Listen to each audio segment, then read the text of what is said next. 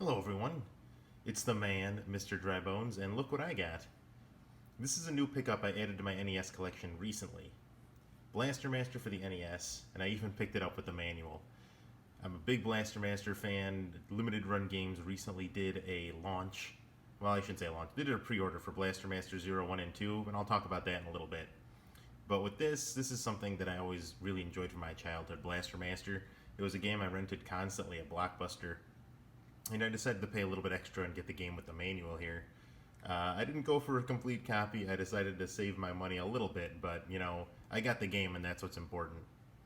So one of my favorite games back to rent back in the '90s. It's a really fun game from Sunsoft. They made a lot of great NES games, including the widely revered Batman for the NES. And Sunsoft games always had fantastic music. And when we talk about Batman, and even when I talk about this, and I put it inside the NES, I'll be sure to show off some of the music in the first world. Now, unfortunately, because I'm going to be playing this on my NES, I won't have any of that space age super technology that'll let me skip to various parts of the game. That's just simply not something I'm going to be able to do. But I'll be able to show you off the basics of the game and why the game is so cool. So let's, you know what, since I paid for the manual, why don't we take a look at it real quick? So, oh yeah, this is Fred. That's the frog from the game, but again, we'll talk about that a little bit more. So, pretty standard NES manual we got here. Thank you for purchasing Blaster Master Game Pack. Well, you're very welcome, Sunsoft. Take a look at the game's story. This game is about a guy named Jason. Jason had a pet frog named Fred. One day, Fred decided he had enough of being locked up in a fishbowl and made a dash for the door. As fate would have it, Jason was there when all this happened and he gave chase. Once outside, Jason was totally amazed to find Fred running through a huge radioactive chest. As soon as Fred touched it, he grew to an enormous size, and the radioactive chest fell into the earth along with Fred. Jason tried to reach for Fred, but fell into the hole along with him. When Fred landed, I'm pretty sure that's supposed to say Jason, but it doesn't matter. When Jason landed, he found himself next to a huge armored vehicle. This was not just any vehicle, but one designed for the ultimate challenge against the radioactive mutants living under the Earth's crust. These mutants created from escaped radioactive waste are controlled by the plutonium boss. Your mission is to fight your way and destroy the plutonium boss before he destroys you. Along the way, the final encounter are many warlords of the underground you must destroy. There's a bit more to the story, but not really in the NES game. And again, we'll talk about that when I actually throw the game in. So there are 8 worlds. It says levels, but I really consider them worlds because they're overworlds. And you get 15 chances. You only get 5 continues, and you get 3 lives per continue. So this game is reasonably difficult, especially because, again, this is an NES game, so you don't have any of those space age super technology. No save states or safety nets to get you through it. What are the controls? So there's power and there's H for the hover, which you get later in the game, and that's all about the Sophia 3, and we'll talk about that later. Jason's gun gauge, again, we'll talk about that when we get into the game. The different levels, I'll look at the sub screen and what all the different stuff that you get in the game. A very, very slim map. So this is the map of the whole game world, and then over here each world's in general. So stage 1, that is a detailed map right there. Look at these maps, my goodness. Look at that. I do love looking at manuals. I mean, this is one thing that I really miss about video games is being able to look through a manual.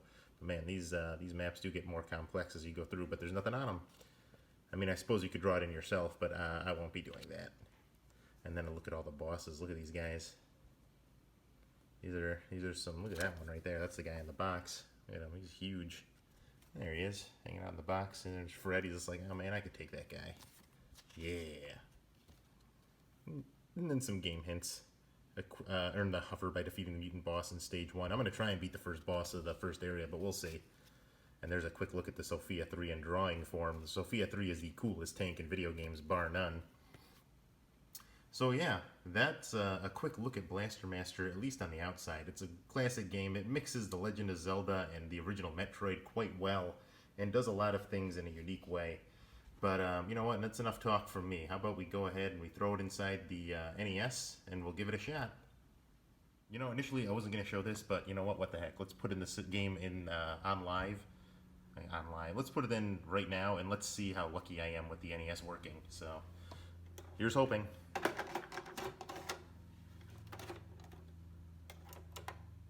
You can't see, but I do have the TV on, and let's see.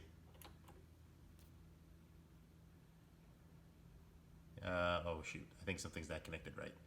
There's no signal on the TV. Well, with the magic of video editing, I'm sure it'll be working in just a moment.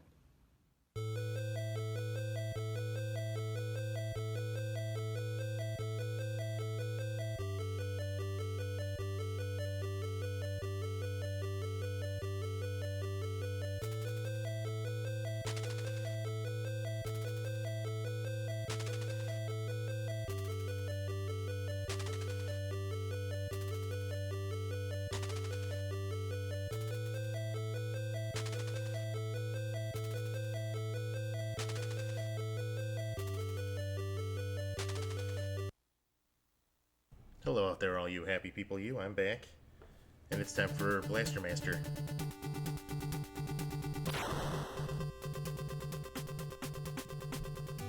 There we go, I'm gonna turn down the volume a little bit, there we go. Hopefully you'll be able to hear me okay. This is the second time I'm recording this, because the first time, the clicking of the NES controller was really, really bad, because I went a little bit too hard on it when I was playing the first recording. So let's talk about Blaster Master for a minute. So, recently the game has been remade. You can play it on the Nintendo Switch right now, and I believe you can get it for PS4. Don't quote me on that, I'm not going to go research it, but Limited Run Games is going to release a hard copy for it, so I assume there's a digital copy. Anyway, you can play the first game, Blaster Master Zero, or you can play the sequel, which expands the story. And that's what both games do. They expand the story quite dramatically, and it actually improves it quite a bit. It still has the 8-bit look, but it still looks and feels very much like this in the original. So we're piloting our Sophia 3 on a nice little tank here. When it's upgraded, you can climb on walls and hover and all that stuff. And boy, I'm kind of all over the place with my explanations here. But, so let me focus for a moment. So you can play the game on the Switch right now if you have the Nintendo Online service. It's part of the NES collection that they have, and you can play the game as is with save states, or you can play an SP version where you start at the end with all the upgrades. So you can try it either way. If you want a modern take on the game, you can buy the remake, which is very good. The music is same music, but it's modernized in a sense. Definitely worth looking at. It's only $10, and if you like it, you can try the sequel. So we're going to try and find our way to the first boss, and hopefully I'll be able to finish it. I'm trying not to go crazy on the controller, because I don't want click, click, click, click, click in the background of the video. It's a fun game. It controls very well.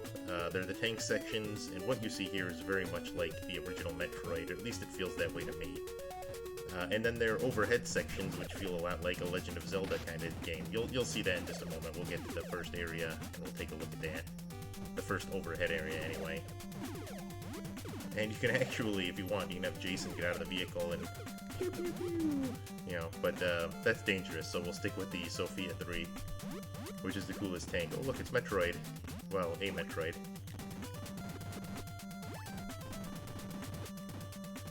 But it's a good game. I got this game for a very affordable price, so if you have to have the NES game, you can get it for maybe around $20, which is not bad for a really good NES game. I'm just kind of glad that it flew under the radar and is not an inflated price like so many other NES games. If you play the remake, I think you'll enjoy the expanded story and the anime cutscenes that they put in there, and it really does, it feels like a really good game. Alright, let's do this. So here we go, overhead sections where we have Jason. He kind of looks like Bomberman, and he's got his gun. The gun is unique in this game as it starts off weak, but as you kill enemies and break bricks, you find upgrades for it. So you find it as doing these overworld sections, you don't have to do anything special. And when you upgrade it, it gets stronger, faster, spread, stuff like that. And what makes it even more interesting is if you take damage, even one hit, Jason's gun downgrades one level. So being good at the game is very beneficial to the player. But it can also be really detrimental to the player if you take damage or die, or there is actually fall damage when Jason's out of the tank, so just make sure you plan out carefully before you make your moves.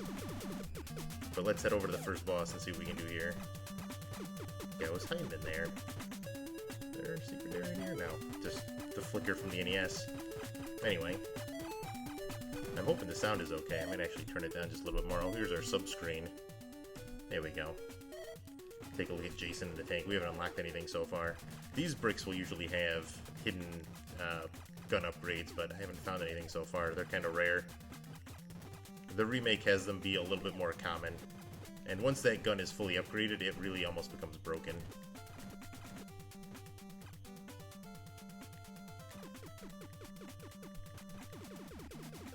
I'd like to sit around and try my hand at grinding out some upgrades for the gun, but I don't think anybody wants to watch that, so we'll just go with what we got. And if I make it and I beat the boss, that's great. If not, that's okay too.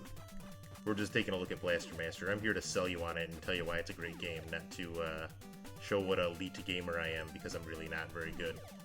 You know, my friend Kajiro, he'll tell you, when he came to visit me once, I tried playing the original Rocket Knight on Sega Genesis. I could not beat the first level. And then he took the controller and he played through the whole game. Now, granted, he had a lot more experience than I did, but he still showed me how it's done. Run, Jason! Alright, first boss. It's the Mother Brain. We really have gone into Metroid territory. Alright, I got 4 hits.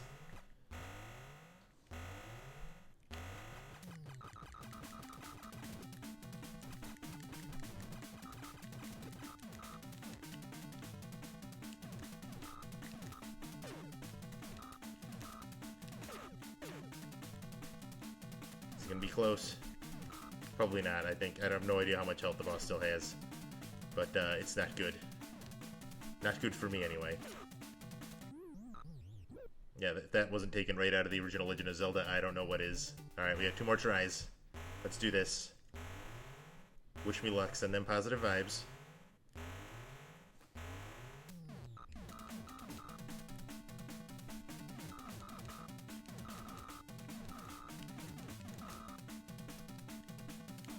I'm glad I've got so many grenades. In the remake, you only get 10 grenades, and then you have to refill it. Your sub-weapons have limited use. Ah. Oh, we did it! Sweet. I guess grenades were the key. Like fire, grenades should take care of everything very effectively. Nice. So we got the hyper cannon for the Sophia 3. Game sends you right back there, and let's go find our Sophia. Oh gosh, what did I do here? Whoa. Nice job, Mr. Drybones. Oh man, look at that. Bam! They ain't so tough now, are they? As you play the game, Sophia 3 gets upgraded. You know, the hover meter shows up and you can actually do hover, you know, flying, or you can do double jumps, and you can even climb on walls. And, you know, later in the game you get a sub mode, so you can move around water, you know, very smoothly. Kind of like Frog Mario Bros. 3. But let me get back to dry land here. And that's where we're gonna end this look at Blaster Master. But I recommend it. Like I said, if you've got Nintendo Switch and you've got the online service, you can play the game for free right now. And I hope that you do, even if you just want to give it a shot. Can I get back to dry land? No, I went the wrong way. Alright, well, I guess I'll just leave it there.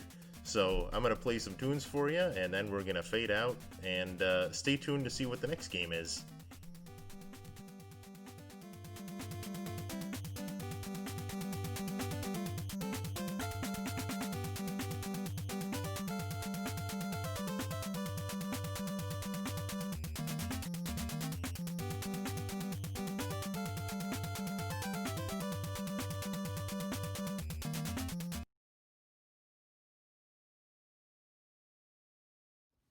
Next time on Mr. Drybones Presents Look What I Got, Kirby's gonna be flipping and flopping and bipping and bopping all over Pinball Land. See you next game, everybody.